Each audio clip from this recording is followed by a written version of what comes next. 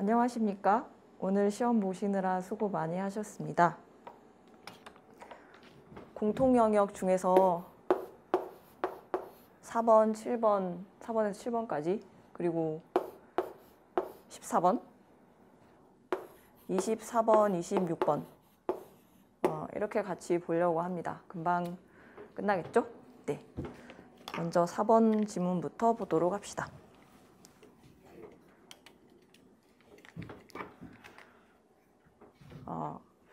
첫 번째 문단에서는 임금 피크제가 뭐냐 뭐 이런 거를 설명하는데 최고 임금이 딱 되는 시점 그 이후부터는 임금을 삭감하는 제도다. 근무는 하는데 삭감은 한다.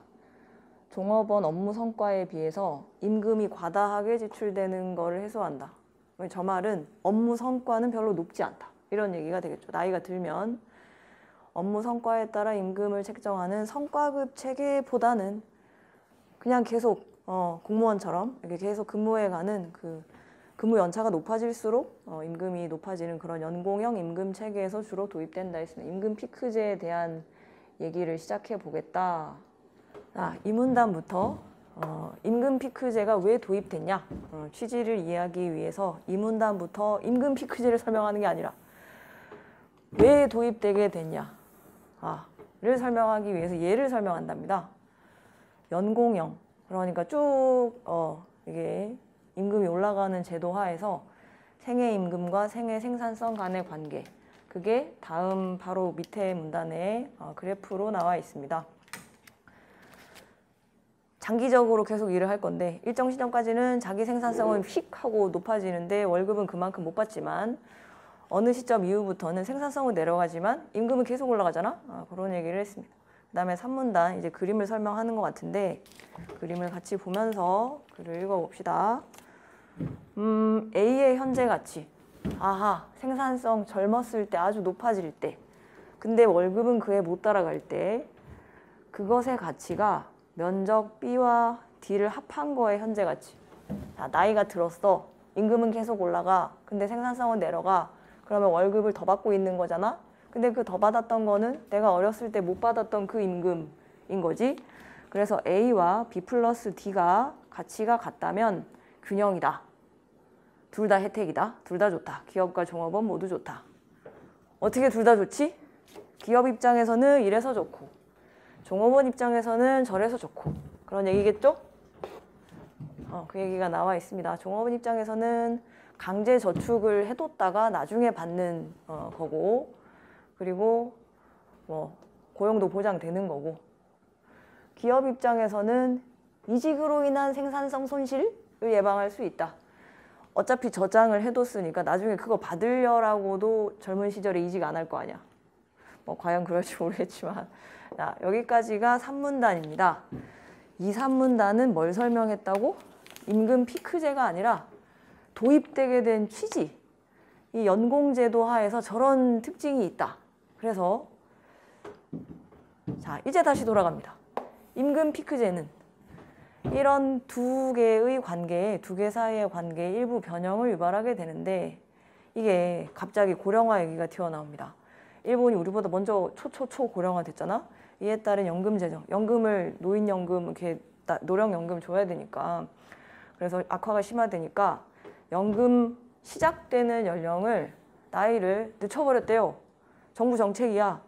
이에 따라 정년이 60세였나 보지. 그러면 65세까지 돈이 없잖아. 사람들이 소득 공백이라는 문제가 발생하게 되었습니다. 이걸 어떻게 한다? 뭔가 고령자들을 돈을 벌게 해줄 수 있는 정책을 또 펴야 되겠죠? 그래서 도입되기 시작한 게 임금 피크제. 어떤 이유로 도입되기 시작했다 정리됩니까? 연금 지급 연령, 고령화로 인해서 연금 지급 연령을 뒤로 늦췄다. 그랬더니 소득 공백이 발생했다. 그래서 이 고령자들을 위한 어떤 정책이 필요해졌다. 그런 거랑 관련해서 임금 피크제가 도입되었다는 얘기였습니다. 만약에 도입 안 한 상태에서 정년만 연장했다. 그럼 개꿀인데. 개꿀인데? 월급 계속 올라갈 거고. 네, 그런 경우에 C 플러스 2에 해당하는 만큼의 추가 부담. 이게 아니구나. 그지? 정년을 연장했을 때는 이만큼을 기업이 부담해야 되니까 기업 부담이 좀 크잖아. 근데 정년 전에 일정 시점을 피크 연령으로 딱 정하고 그 다음에 정년을 연장했는데 그 피크 연령 이후는 임금을 깎아간다. 그러면 인건비 부담을 줄일 수 있다. 일정 연령 몇 살인지 모름. 나는 모름. 여하튼 저기 딱 하는 순간 이거 피크야. 그럼 그 뒤로는 점점 깎아간대. 그러면 기업의 부담이 만약 그냥 정년만 연장했을 때는 C+1을 다 지급해야 되니까 부담이 큰데 여기서 끊어버리면 이만큼 줬어야 될 거를 이때 정년 연장한 그 기간에 주면 되니까 D만큼 C를 주면 되니까 기업의 손해도 좀 상쇄된다. 그런 얘기가 되겠죠. 네, 여기는 아까 본 거고. 그래서 방금 한 얘기 C와 D가 같다면 기업이나 종업원 일방적인 불이익은 아니다 라고 정리해주고 있습니다. 그래서 임금 피크제는 연공형 제도를 유지하면서도 정년 후에 계속 월급이 올라가면 부담이 큰데 근무기간 연장됐을 때 추가적인 인건비 부담을 줄이는 뭐 좋은 점이 있고 이거 누구에 대한 이점이지? 기업이 갖는 이점이겠죠? 그 다음에 종업원 측면에서는 65세 일본의 경우 여하튼 고용보장과 함께 일정한 소득, 많진 않아도 일정한 소득을 보전받는 이점을 지니고 있다. 기업과 종업원 입장에서의 이점을 언급했습니다. 그러면 4번부터 봅시다. 이게 다 답인 것 같아 보인다고. 기억에 대한 이해로 가장 적절한 기억이 임금 피크제야. 봅시다. 1번 연금 지급 개시 연령 60세에서 아까 65세 일본이 그랬는데 뒤로 늦추는 것과 병행해야 효율성이 높아진다. 지금 관계가 이렇지. 병행해야 높아진다. 근데 제시문에 병행해야 높아진다던가 아니 연금 지급 개시 연령을 고령화 때문에 뒤로 늦췄더니 소득 공백이란 문제가 발생해서 그 문제를 어떻게 해결할까? 일본 정부가 고령자 고용 확대 정책을 막 권장을 하는데 이에 따라 도입되기 시작한 게 임금 피크제잖아. 그래서 뒤로 늦추는 거랑 그 다음에 임금 피크제가 도입된 거랑 어떤 인과관계는 있는데 이걸 늦춰야 효율성이 높아진다. 이런 얘기는 제시문에 없었습니다. 그 다음 2번 연공형 체계. 임금 피크제는 연공형 체계에서 도입되는 거라고 얘기했어요. 1문단 마지막 줄에 연공형 체계에 성과급 체계의 성격을 지닌 아닌데 인센티브 한 방에 막 1억씩 주고 막 그런 거 아닌데 임금이 올라가는 와중에 어느 정도 되면 툭 하고 피크 지점 정해서 끊어버린다. 그 뒤로는 그렇습니다. 그 다음 3번 이직으로 인한 생산성 손실을 예방할 수 있는 부수적 효과가 있다. 이 말 어디서 본 거 같지? 그래서 나도 찾아봤어. 이직으로 인한 생산성 손실 똑같은 말이 그 그림 바로 밑에 세 번째 문단의 중간쯤에 있습니다. 이직으로 인한 생산성 손실을 예방한다. 얘들아, 근데 이거 2문단, 3문단은 임금 피크제에 대한 설명이 아니고 뭐에 대한 설명이었지? 그냥 연공형 임금 제도 하에서 쭉 올라가게 된다. 이만큼 저장했다가 그걸 나중에 준다. 이직을 못하게 하는 어떤 요소가 된다. 그 얘기하면서 나온 거거든. 그래서 얘는 임금 피크제가 아니라 연공형 제도에 대한 설명일 뿐입니다. 임금 피크제로 시작한 글이라고 해서 모든 문단이 다 임금 피크제에 대한 설명이 아니잖아. 어디서 가져온 설명인지를 확인하고 푸시면 되겠습니다.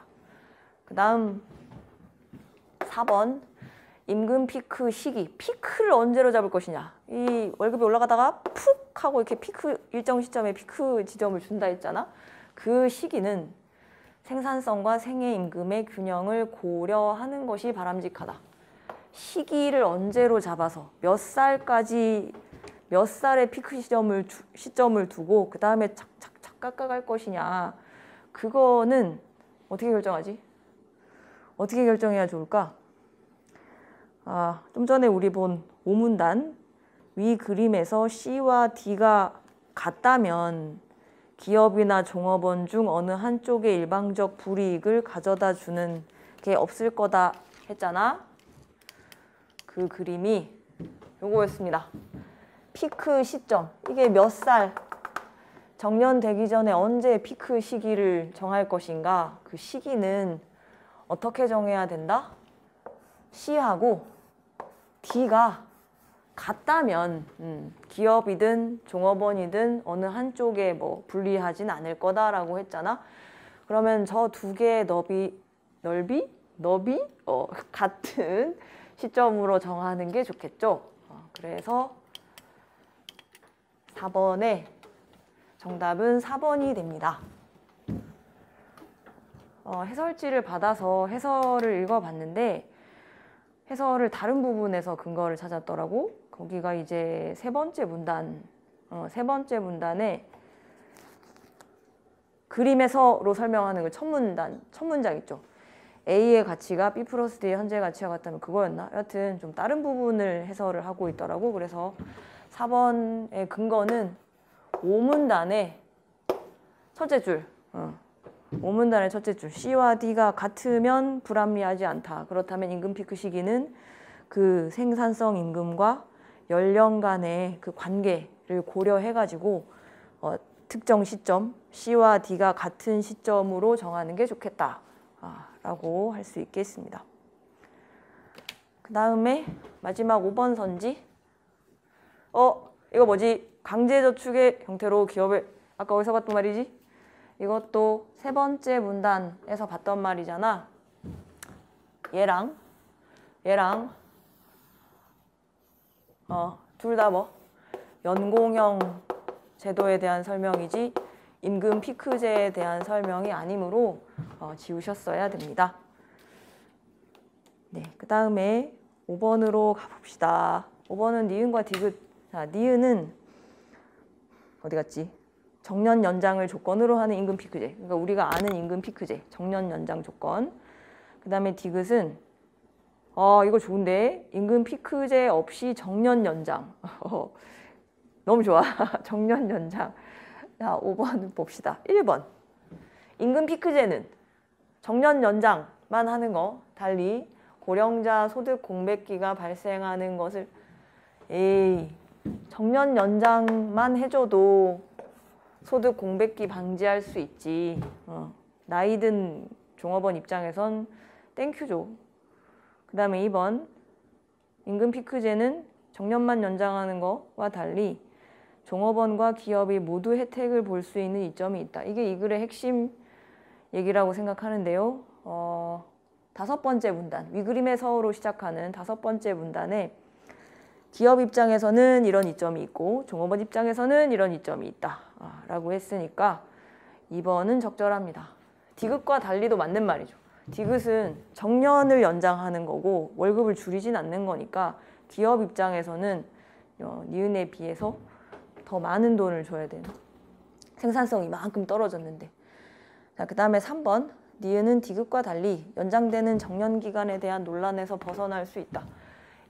정년 연장을 조건으로 하는 임금 피크제와 그 다음에 정년만 연장하는 거랑 여하튼 정년을 얼마나 연장할 거냐, 그 논란이 생길 수 있죠. 둘 다 정년 연장을 하는 거니까. 생산성은 낮아졌는데 정년을 연장한다고? 언제까지? 그 논란은 있겠죠. 그 다음에 4번. 디귿은 정년 연장이 길수록 기업이 혜택을 보는 게 아니라 손해를 보겠죠. 줘야 되는 월급이 자꾸 늘어나니까. 그 다음에 5번. 디귿은 니은과 달리 고령자 고용 확대라는 부수적, 니은도 임금 피크제고 고령자 고용 확대 정책 하에서 나오는 거야. 디귿은 정년 연장이니까 그럼 고령자 고용 확대는 둘 다 같죠. 6번으로 갑니다. 기업이 경기 불황이 와서 연공형 쓰고 있다가 성과주의 임금제도로 추진을 했는데 생산성으로 또는 임금을 받던 고연령층 종업원들에게 조기 퇴직 위로금을 어느 정도 지급하기로 하고 조기 퇴직을 유도했대요. 퇴직금 얼마 정도 줘야 될까? 연공형 제도에서 얘가 저장해 놨던 금액 있잖아. 여기서 여기 뺀 거. 아까 A 부분이었나? 그 부분을 내가 못 받은 거니까 그러면 그 부분을 어느 정도 챙겨주면 퇴직을 할 것 같죠. 치킨집도 차리고. 이에 조기 퇴직에 대한 찬반을 둘러싸고 갈등이 심해졌다. 위로금을 많이 안 줬나 보지. 정년까지 고용 보장을 전제로 정년 전 일정 기간 임금 삭감. 이거 좀 다르네요. 정년을 연장하는 게 아니라 정년까지 고용은 보장해 주겠다. 단 지금 회사가 너무 상황이 안 좋으니까 피크 시기를 정하고 정년까지 임금을 좀 깎겠다. 이렇게 얘기를 했대.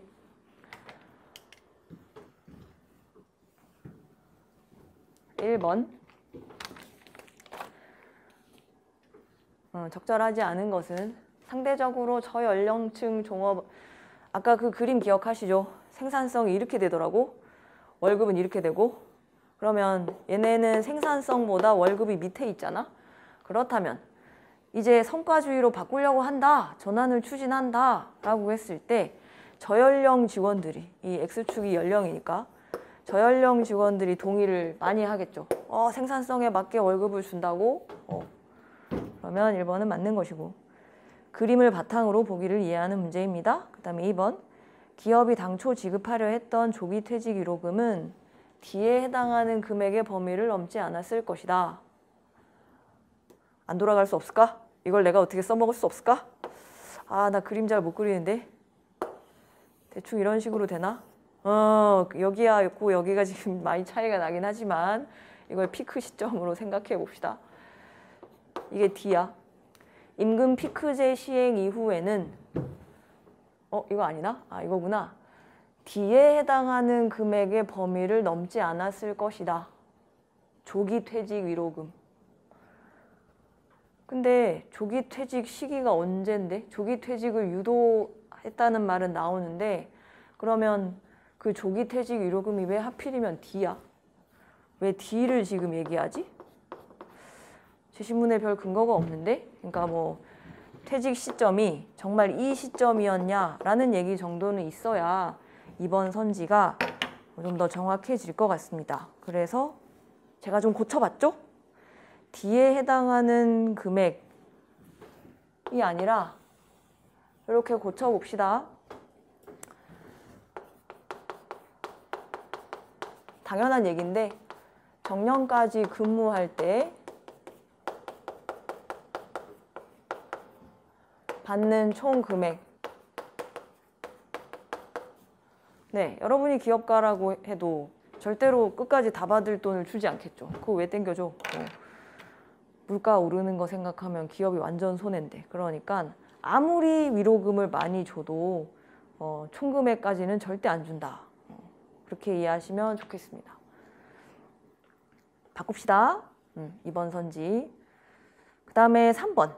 임금 피크제 시행 이후에는 피크제를 시행하면 D에는 변화가 없고 종업원들의 생산성이 높아져 B는 커질 가능성이 있다. 지금 B와 그 다음에 요 D 부분의 상대적인 어떤 이 너비 그걸 얘기하려는 것 같은데 먼저 생산성이 높아진다라고 했습니다. 일단 걸리네, 그지? 아까 이 글에서 생산성은 이렇게 낮아졌잖아? 나이가 들수록. 근데 피크제를 시행한다고 해서 생산성이 높아진다라는 얘기가 있던가? 없어, 그지? 그럼 생산성이 일단 높아지지 않습니다. 틀렸어요. 그냥 누가 보기에도 틀린 선지야. 근데 생산성이 만약에 높아졌다 치자. 그림만 봐도 또 틀려. 생산성이 높아지면 이렇게 될 거 아니야? 이게 올라가겠지. 그러면 B는 커지는 게 아니라 작아지겠죠. 요만큼밖에 안 될 거니까. 그래서 일단 높아진다는 게 틀렸고 그리고 높아지면 커진다는 것도 틀렸습니다. 해서 3번은 적절하지 않은 선지가 됩니다. 그 다음 4번. 지우지 말고 그대로 둘까? 조기 퇴직 시점의 B 플러스 D의 위로금을 합친 금액이 A보다 적었기 때문에 갈등이 발생했을 가능성이 있다. 이게 무슨 말이지? B와 D가 이거야. 근데 조기 퇴직 시점의라는 말이 무슨 말이야? 언제 조기 퇴직할지 모르는데 아직 못 받은 돈인가 봐, 그지? 아직 못 받은 돈.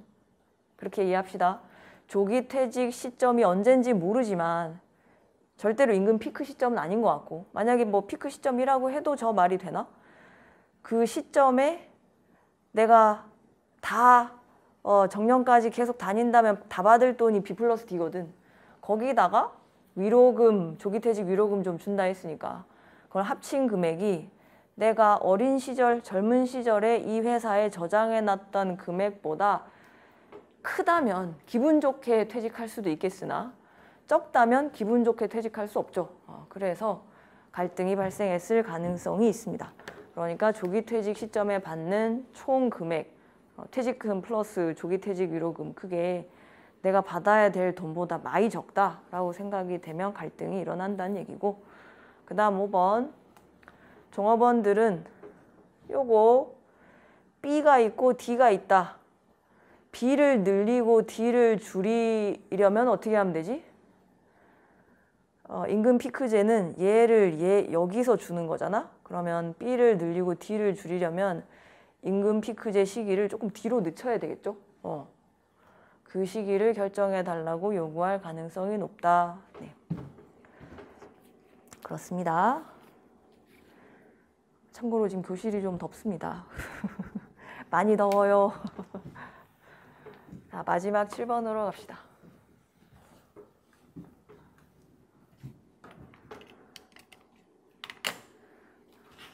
윗글을 읽고 난 반응으로 적절하지 않은 것은,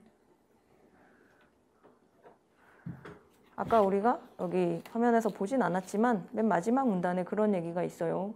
인구 고령화, 청년층 일자리, 매우 복잡한 문제들이 있다. 고령자 소득 확대 정책을 펴는 와중에 임금 피크제라는 제도가 나온 건데, 그러면 나이가 들었을 때 생산성이 이렇게 줄었을 때 그들에게 맞는 적합한 업무를 맡기면 좋겠죠. 제시문에 나온 적은 없지만 충분히 고령이 되면 생산성이 떨어진다를 가지고 반응할 수 있는 얘기인 것 같습니다. 그런데 오히려 이런 경우도 존재는 하지 않겠느냐. 생산성이 숙련도가 높아서 달인, 제조업의 달인, 그런 경우에 임금 피크제를 쓰면 그분들은 기분 상하겠죠. 그래서 역효과를 낼 수도 있다. 그 다음 임금 피크제는 고용 확대 정책으로 인한 기업의 추가적인 임금, 이건 그대로 나왔던 얘기 같은데, 이직으로 인한 생산성 손실, 아까 4번에 3번 선지하고는 완전 다른 얘기입니다. 고령자들을 계속 채용을 하면 인건비 추가 부담이 있는데 월급을 줄여가면 그 부담이 덜해지니까, 네, 지금 막 땀이 흐르고 있어요. 안 흐르는 것 같지? 막 흐르고 있다. 더워. 자, 그 다음에 4번. 이런 상황에서도 열심히 공부하는 우리 청년층이 선호하지 않는 직종이나 아니면 지방 기업 등에 청년층 일자리 같은데 문제, 고령 직원을 계속 쓰면 청년층은 어떻게 뽑아? 이런 문제가 아까 마지막 문단에 있을 수 있다고 했는데, 지방에서 사람 구하기 힘들고 청년층이 안 좋아하는 그런 데라면 구인난이 있을 거란 말이야. 쓰던 직원을 계속 쓸 수 있으니까 도움이 되겠다, 그런 얘기고. 그 다음에 종업원의 업무 역량을 기준으로 잘하는 사람 임금 피크제 적용 여부를 개인별로 결정하면 사회적 합의가 네, 저 논리관계가 어디서 나오는 건지 잘 모르겠습니다. 제시문에 없는 논리관계. 개인별로 한 명 한 명 알아서 해. 그러면 그 합의가 쉬워질까요? 네, 제시문에 나와 있지 않아서 일단 틀린 선지인데 상당히 어려울 것 같습니다. 그죠? 각자 입장이 다들 다양하니까. 네, 그 다음에 14번으로 갑시다.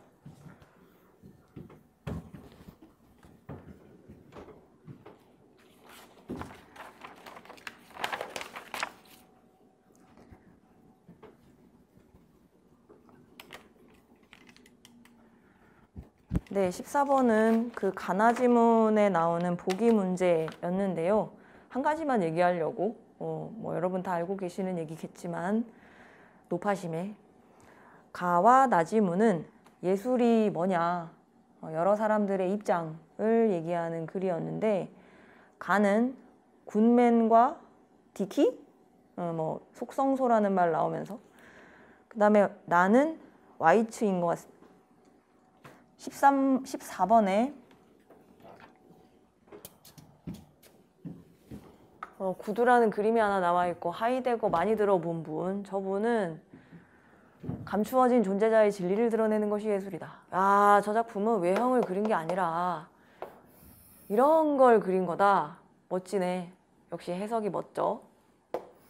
그런데 헤겔은 유명한 분인데 저분은 뭔가 발전한다, 발달한다, 무슨 단계 이분이었잖아. 그래서 물질성에서 정신성으로 이행해 갈 거고 따라서 정신적 이념이 물질적 매체를 통해 표현된 것만을 예술로 간주하는 시대는 지나갈 것이다. 이 말이 무슨 말이지? 물질적 매체를 통해 표현되지 않아도 예술일 수 있다. 그래서 그 다음 문장에 보면 시각화되지 않은 생각이나 관념도 물질적 매체를 통해 표현되지 않아도 예술작품으로 간주해야 한다고 주장했다. 그냥 아무것도 안 해도 예술작품이다. 뭐 이런 예를 들면서 끝나고 있습니다.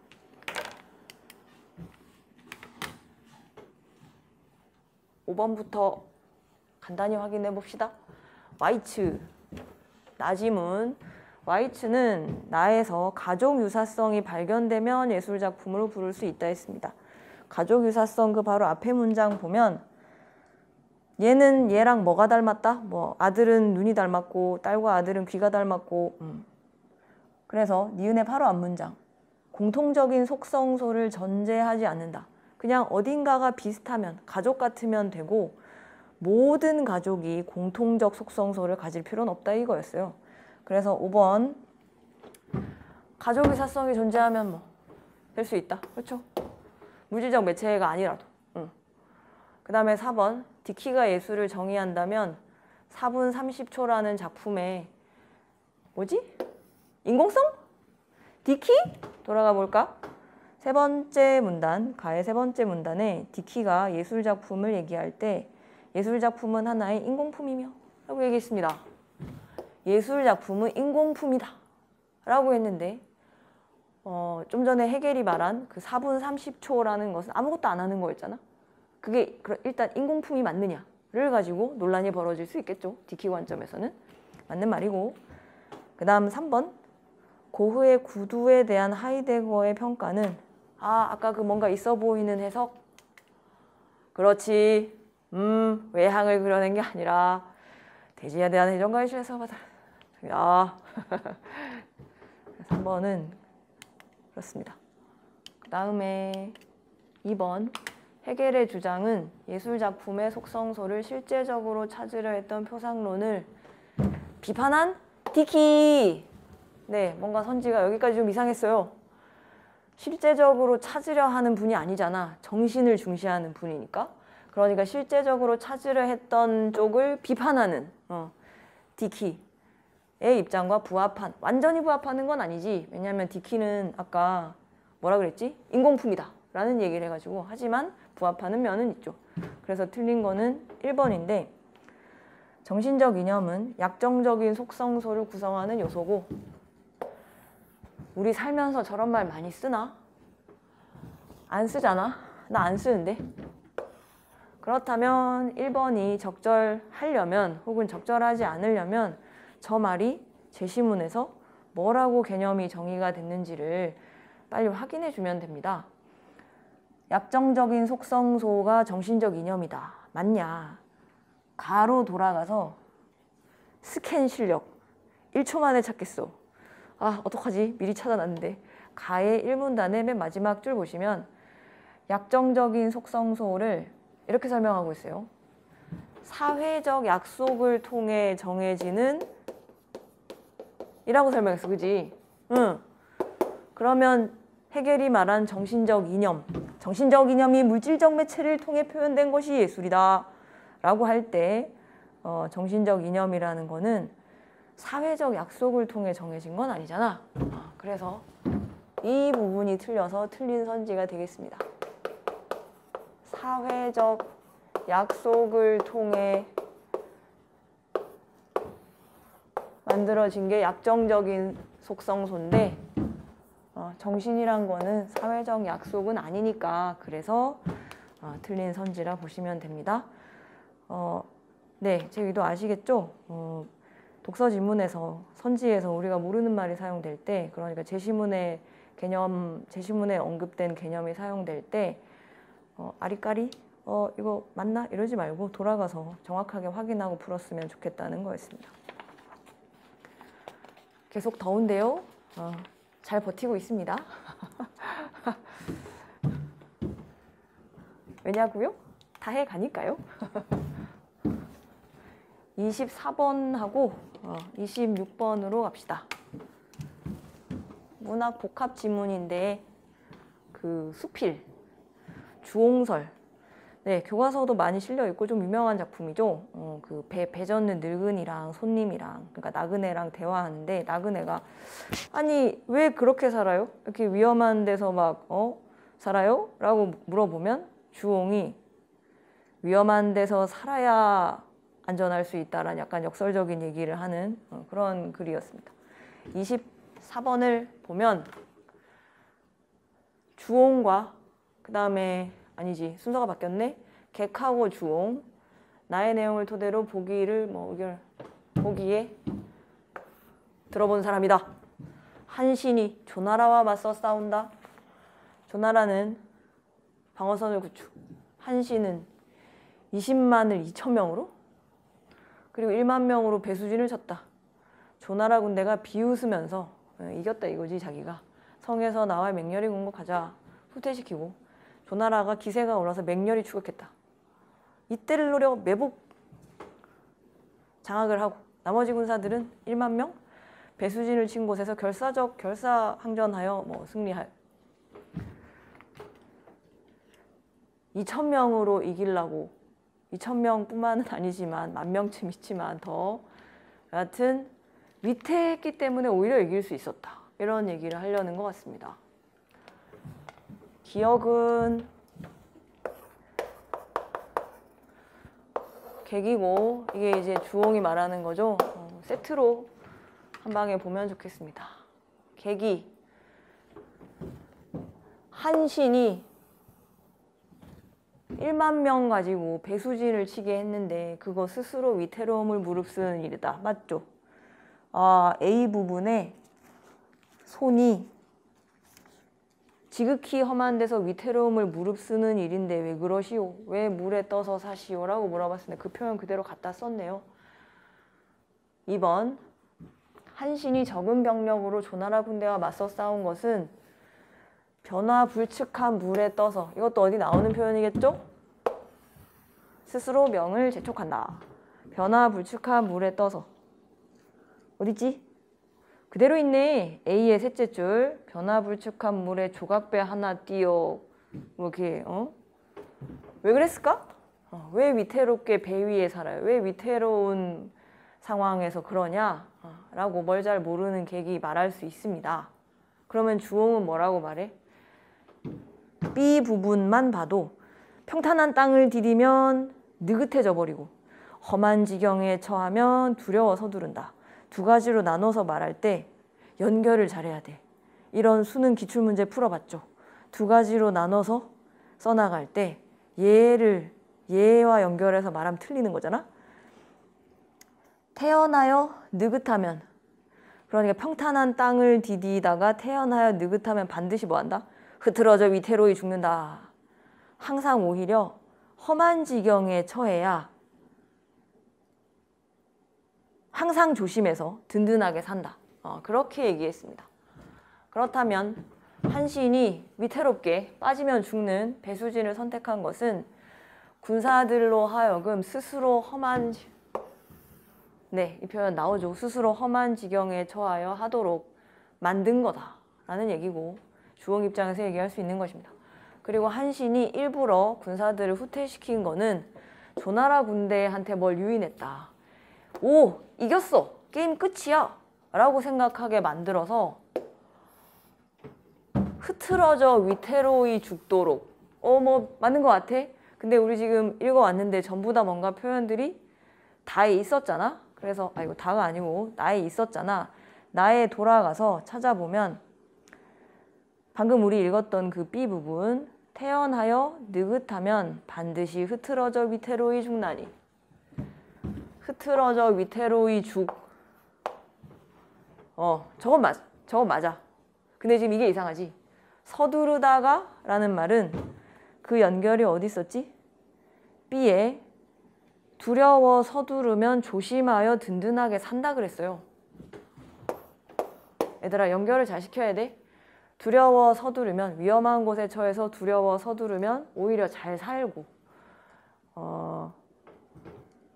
태연하여 느긋하면 안 험해가지고 평탄한 땅을 디디면 반드시 흐트러져 위태로이 죽는다 라고 설명해야 됩니다. 그래서 서두르면 오히려 잘 사는 거야. 서두르면 든든하게 산다 이렇게 연결되는 거고 지금 저 4번에 니은 선지, 니은에 대한 설명에 맞게 이 후퇴시킨 거에 대한 설명에 맞게 흐트러져 위태로이 죽도록 유인하기 위해서 저거에 맞추려면 서두르면 이라는 말이 적절하지 않아서 틀리는 거였습니다.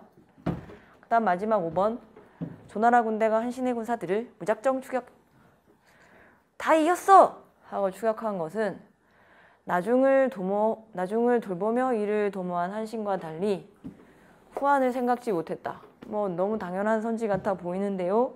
혹시나 제시문에서 아마 또 그대로 가져온 표현이 아닐까라고 찾아보니까 글 맨 끝에서 7째 줄 후한을 생각지 못하고 라는 표현이 보입니다. 물론 그 앞에 안전할 때는 후한을 생각지 못하고 라는 말이 있어가지고 이것도 뭔가 연결이 잘못된 거 아닌가 하는 생각이 드는데 그 쉼표 뒤에 후한을 생각지 못하고 욕심을 부리느라 나중을 돌보지 못하다가 이런 얘기가 있죠. 그러니까 이겼다고 생각해서 욕심을 부리느라 후한을 생각하지 못했다로 연결하면 크게 문제는 없을 것 같습니다.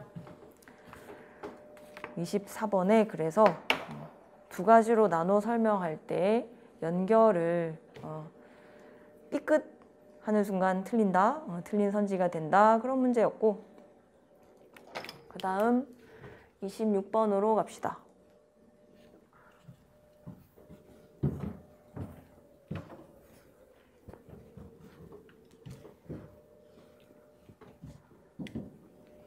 어디선가 많이 들어본 익숙한 설명들인데요. 자연이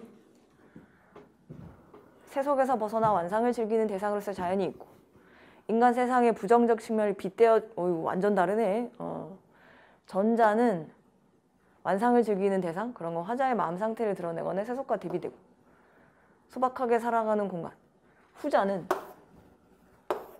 주로 해당 자연물의 속성이 유추. 그래? 부정적 측면을 빗대어 드러낼 때 유추. 이때 자연물은 사실적 대상이 아니라 상징적 대상이다. 나가 주로 그렇게 얘기가 되겠네. 세상이 위험하고 이러니까 차라리 나는 물에서 살아서 완전 유추야. 자연 그런 걸 가지고 인간을 얘기하려는 것 같죠? 선지를 확인해 봅시다. 5번 나의 강바다 찾으셨습니까? 강바다는 어디 갔니? 아득한 강바다에 유유하여라. 보기에서 얘기했습니다. 인간 세상의 부정적 측면을 빗대어 드러내는 소재로서의 자연일 때 후자가 상징적 의미를 가진 대상으로 이해된다 했거든. 그래서 그걸 그대로 가져와서 부정적 인간 세상이라 의미, 상징적 의미를 가지는 공간으로 이해해야겠다. 위태롭게 지내면 오히려 안전하게 살겠다. 그 다음 4번으로 올라갑니다. 지금 4, 5번이 좀 비슷해 보이죠? 거대한 물결과 큰 바람은 찾으셨습니까? 네, 진하게 표시되어 있죠? 위태롭고 험난한 세상살이를 빗대어 드러내는데 빗대어 후자 위태롭고 험난한 세상살이를 빗대어 드러내는 거. 물결이 막 오고 막 인심이 바람. 근데 이거는 보기가 사실 없어도 그 제시문만 봐도 인간 세상이란 거대한 물결이고 인심은 한바탕 큰 바람이다. 내 몸이 거기 잠겼다 떴다 한다. 당연히 빗대어 드러내는 거. 험난한 세상살이입니다. 보기가 없어도 해석이 가능하겠습니다. 그 다음 3번 가로 올라가라는데 뜬구름이 십이 없고 날아다니는 새가 한가하다 였습니다. 그러면 이 두 개는 여유롭게 여생을 즐기는 화자의 만족감이다. 아, 뜬구름 안 좋은 거 아닌가? 아니야. 거기 십이 없대. 그러면 좋은 거야. 뜬구름이 십이 없고 날아다니는 새는 한가하다 그랬잖아. 여유롭게 여생을 즐기고. 그 다음에 2번 가의 천지와 강사는 세속과 단절한 채 안빈낙도하고 살아가는 태도가 투영됐다. 화자의 태도를 드러낸다? 아, 보기에 화자의 마음 상태를 드러낸다. 전자의 경우. 그 말을 가져온 거군. 그지? 천지에 넉넉하게 논일고 강산에 누우니. 그런데요, 이 2번 선지도 보기가 필요 없이 어디 갔니? 천지에 넉넉하게 논일고 강산에 누우니만 봐도 그냥 적절한 선지야. 그치? 그래서 답은 1번입니다. 가의 연못의 잔물결. 연못의 잔물결은 맑고 깨끗이 흘러가고 맑고 깨끗한 물. 완상의 대상으로서의 자연. 보기에서 전자로 설명하는 그거. 그 다음에 나의 평탄한 땅은 인간사의 부정적 단면이랬습니다. 평탄한 땅은 B로 묶은 부분의 둘째 줄에 있는데 평탄한 땅을 디디면 태연하여 느긋해지고 험한 지경에 처하면 두려워 서두르는 법이다.